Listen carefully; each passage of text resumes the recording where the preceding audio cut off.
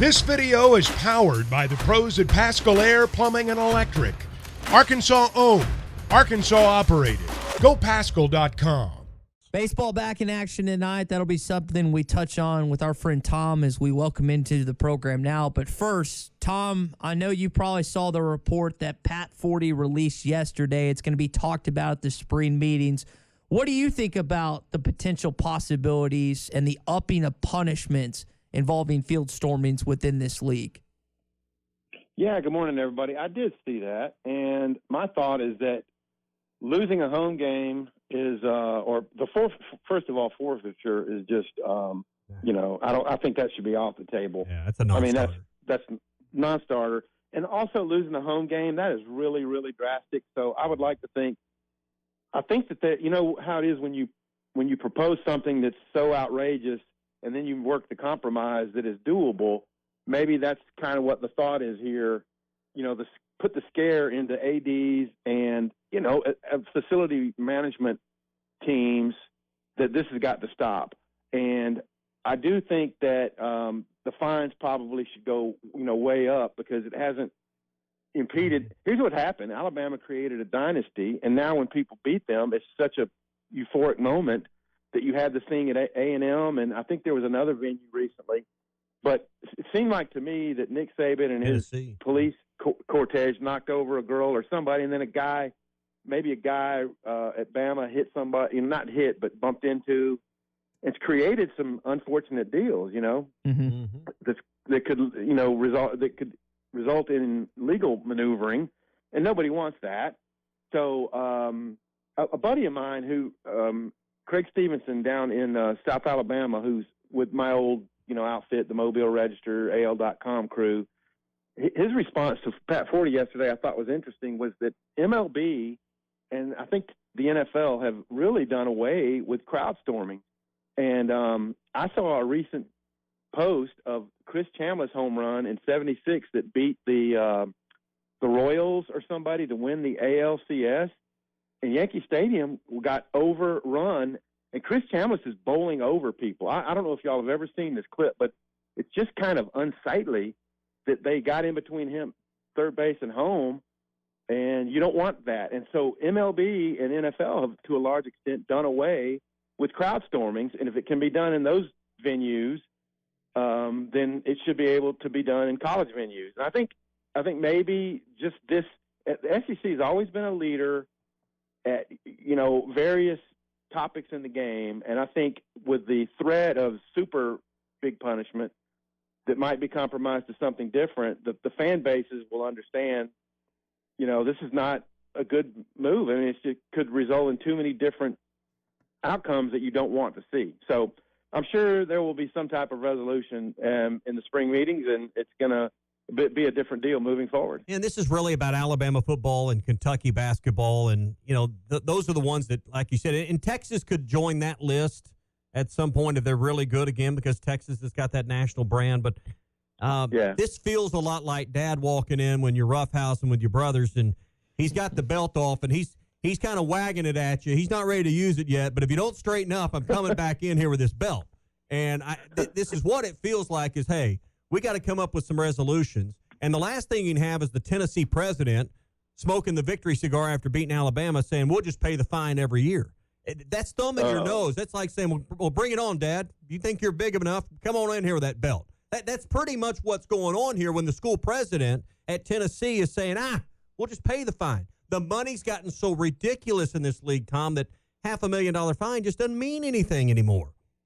Yeah, you know what? That probably was the spark. That was a facilitator. And, of course, the A&M deal happened before, and so you already had Alabama officials complaining about their security. I mean, literally bad things can happen.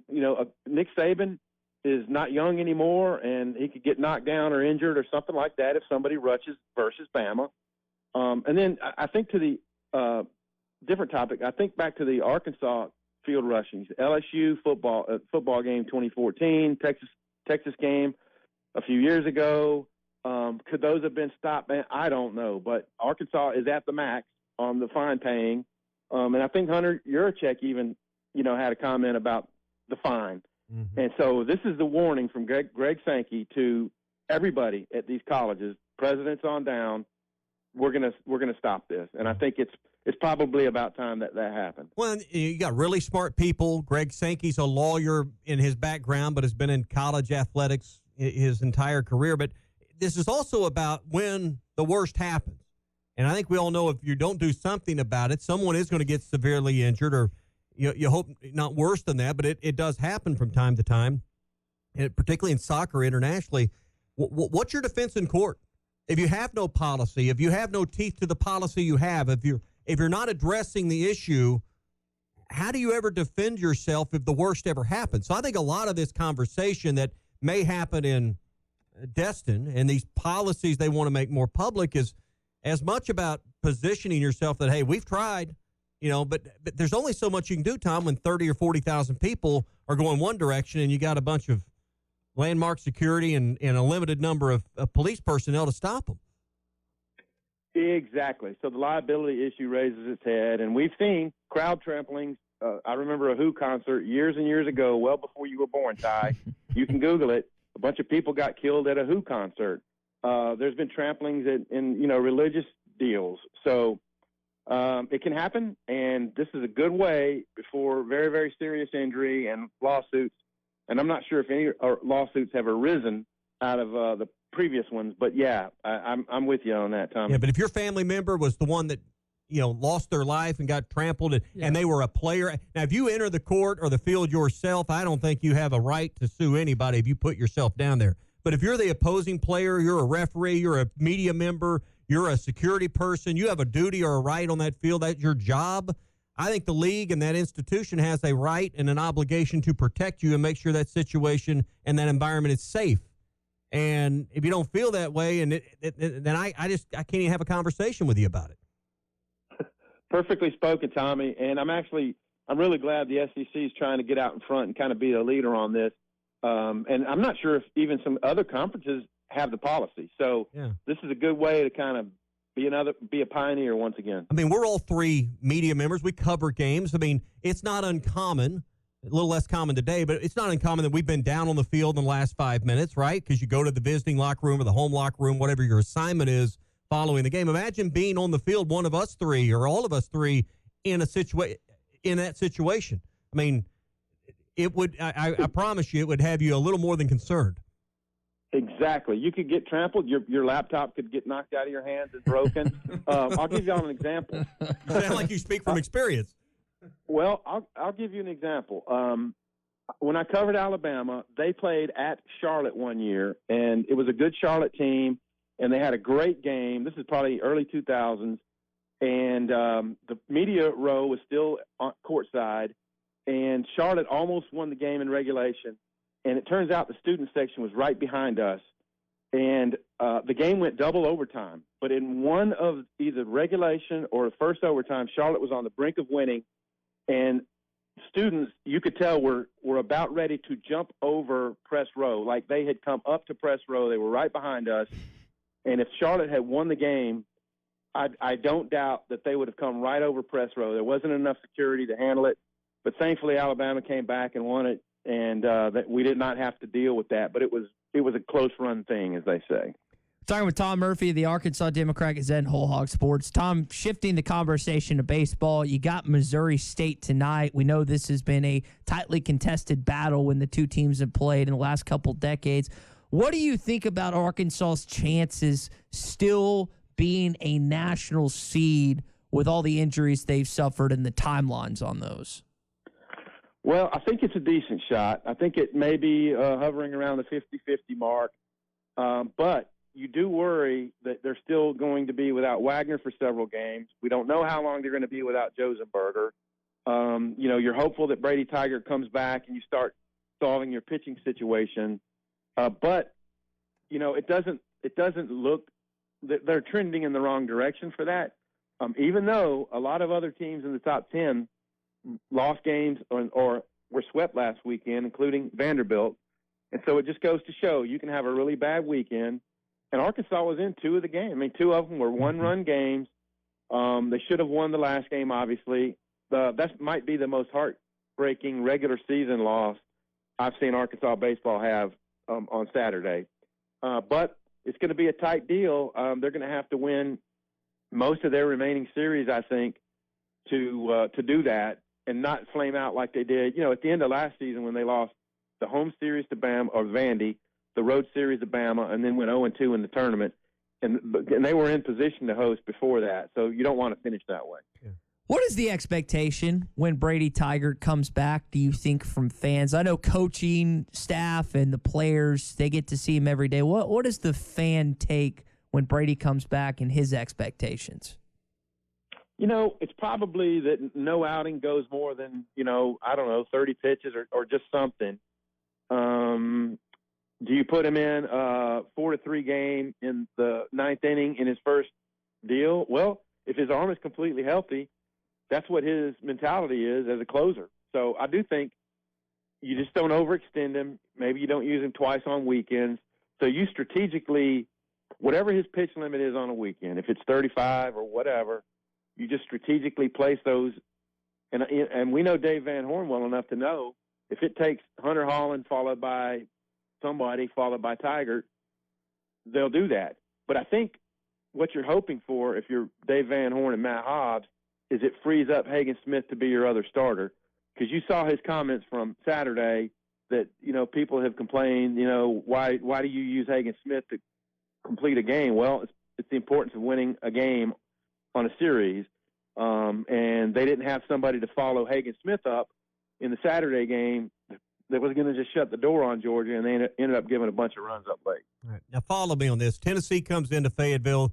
They get swept, get thumped in 3. Then they go to Vandy and turn the tables. Seemingly what happened in Fayetteville became a positive for them. Arkansas goes to Georgia. Lots of injuries, and Arkansas is having to go deeper into their bench and get another injury with Josenberg. Tell me, or I'm trying to figure out in my mind, Tom, and can what happened last weekend, even with the injuries, somehow be turned and flipped into a positive for this team with 4 weekends left? How can you make something of what happened last weekend moving forward the way Tennessee did at Vanderbilt? Well, baseball is such a day-to-day, game-to-game deal that, if you win tonight, okay, then you got some positive momentum going into the A&M series. And by the way, A&M, I think, has won 4 series in a row. So, they're hot.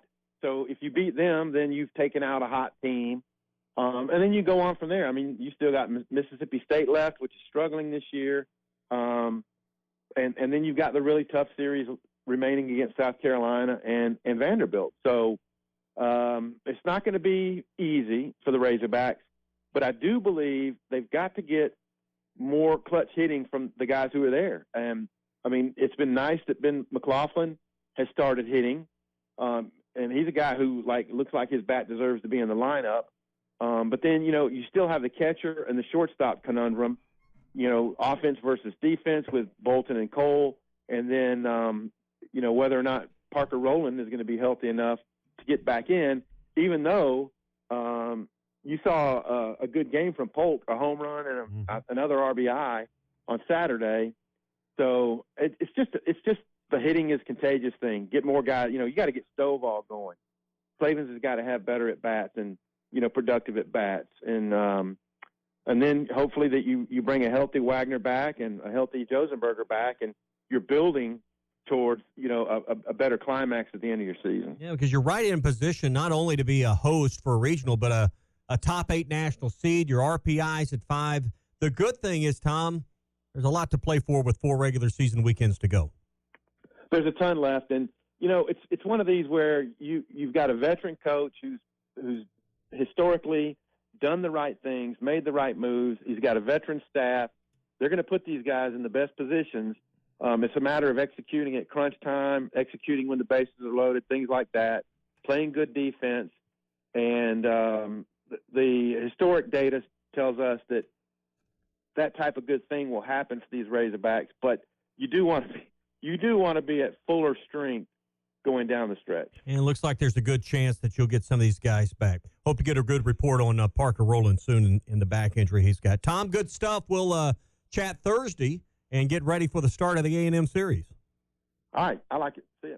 BetOnline.ag is your number one source for all your basketball info, stats, news, and scores. Get the latest odds and lines, including the latest player reports for this year's pro basketball playoffs. BetOnline is always your sports information headquarters this season, as we have you covered for all your sports wagering needs.